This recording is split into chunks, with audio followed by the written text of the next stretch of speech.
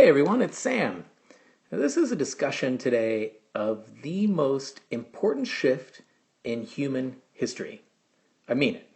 I would argue that what I'm about to talk about is the most essential technological innovation ever in history, ever. I mean it. And that technological innovation is agriculture. And there's an E.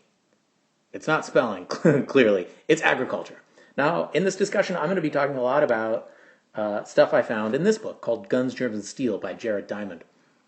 This book is awesome.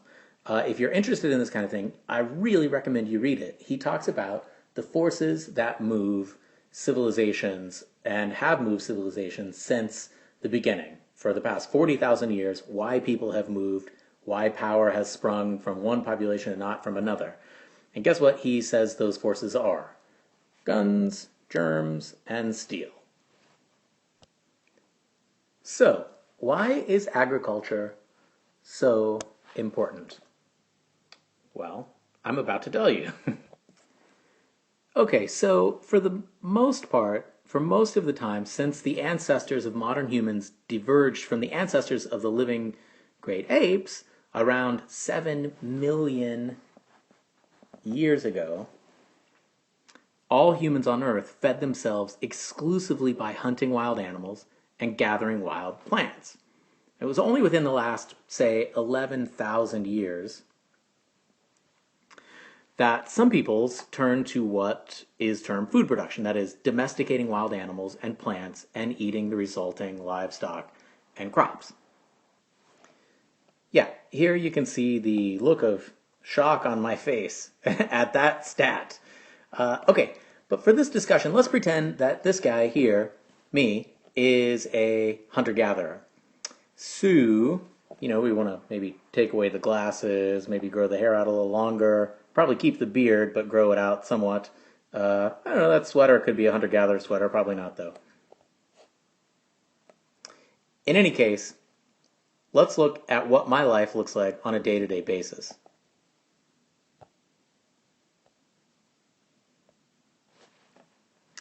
I live in oops, let's take that away.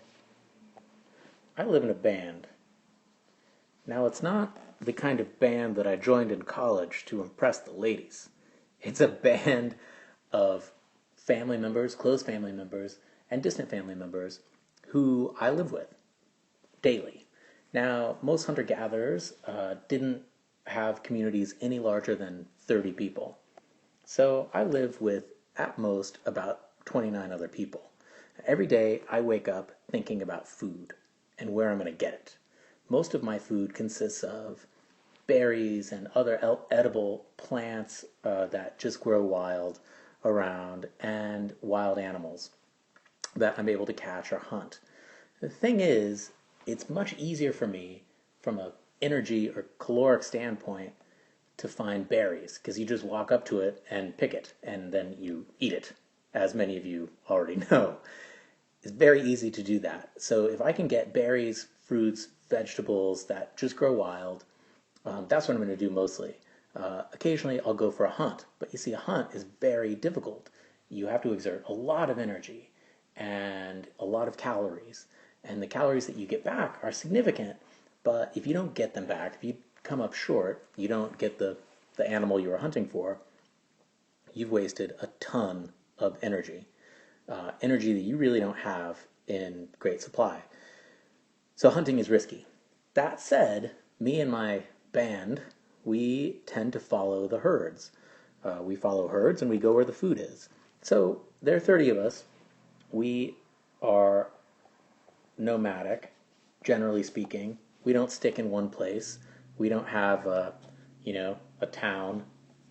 We don't have a football team to call our own, so to speak. And we go where the food is. So it's the simple life, but it's not maybe as simple as you might think it is. We have customs, and we have culture, and we tell stories, and we have myths, and all of that kind of thing. And in fact, we bury our dead, and or we burn them, or we have, customs dealing with the afterlife and all of that kind of thing. We have time to think. We really do. While we spend most of our time thinking about food, we're also, if there's a good couple of berry bushes around, we don't have to spend all that much energy finding our food. We walk up to it, we get it. That said, we don't yet have the ability to raise our food and store it. So, when there's an excess of food, life is really good. When there's no food, life is really bad because we have no ability to really control where our food comes from. Okay. Enter agriculture. At some point, roughly 11,000 years ago, people started figuring out how to cultivate their own foods and how to domesticate animals. Now, you see here, these animals are being used to pull a plow. And that's domestication. So let's see if this is here. Yeah. So according to Jared Diamond, domestication and agriculture depends on a few things, but when those few things happen, a few more things happen, and then on and on and on. So first you need suitable wild species. You can train an elephant, but it's not a domesticated animal. You can't domesticate an elephant. So you need suitable wild species that are able to be domesticated, like cows, for example. And you need this species to easily spread. So, certain crops are easy to replicate. You can take the seed, you can take it somewhere else, and you can plant it and it'll grow. Okay, so from there, you get many domesticated plant and animal species. And once that happens, you start growing stuff. And then you have food surpluses and food storage. Okay, so with a food surplus, that means you can sustain yourself when the food isn't growing, right? Because you have more food around than you can eat at the current moment. Therefore, when the food doesn't grow in a few months, you have some. That also means you have food storage. But guess what? That means you're no longer nomads. Ooh. You have to stay in one spot because you have to tend those crops. You have to take care of your food storage. But check this out. Once you figure out how to grow your own food, you're no longer dependent on wild herds or wild food growing around you. You can just grow more food and therefore have more people. So your band starts to turn into something bigger. If you go crazy and have a whole bunch of babies and there are 60 of you, you just raise enough food for 60 people. If you go crazy and you add twice that many, 120, then you have to double your crops and your domesticated animals. Make sense? So cities start growing. And then from that, you're staying in one place. You're not constantly picking up and moving around. You start building architecture. You start figuring out how to put water into mud and make bricks, and you can build houses and buildings, and you start figuring out how to manipulate the environment more. You cut down trees and build bigger buildings, and your city starts getting bigger, and all these kinds of things. Now, the other thing that comes with this is a stratified society. All right? Follow me along here. When it was just you and your band, there were maybe a leader. Maybe the leader was the person who was the strongest.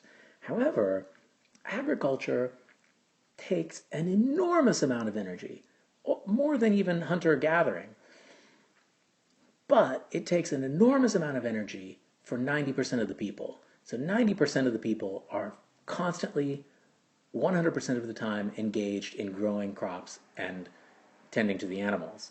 The other 10%, well, they don't do too much. They just sort of sit back and relax, right? So those people get fed. They are in control of the ones who produce the food, and they are able to think. So they have free time on their hands. They can think. They can, start thinking up religion. They can start thinking up science. They can start thinking up politics. And suddenly your society stratifies. You have different class systems. Those who produce the food and those who own it or consume it. Okay. Now, for the next slide, I'm going to try and go quickly here. you have this guy. He spends all of his time producing the food, and then you have this guy who, well, he doesn't do really much of anything, except he looks like he probably grooms quite a bit. Very clean, that man. Okay, as we move forward in the quarter, I want you to think about this shift, how agriculture allowed cities and societies and politics and religion and art and all of these things to spring forth and happen. And I want you to think about that strata, the different levels of society, who does what and why.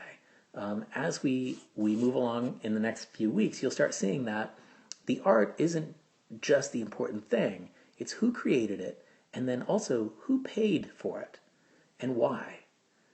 That's still a major question in our society today. Okay, sorry I ran long.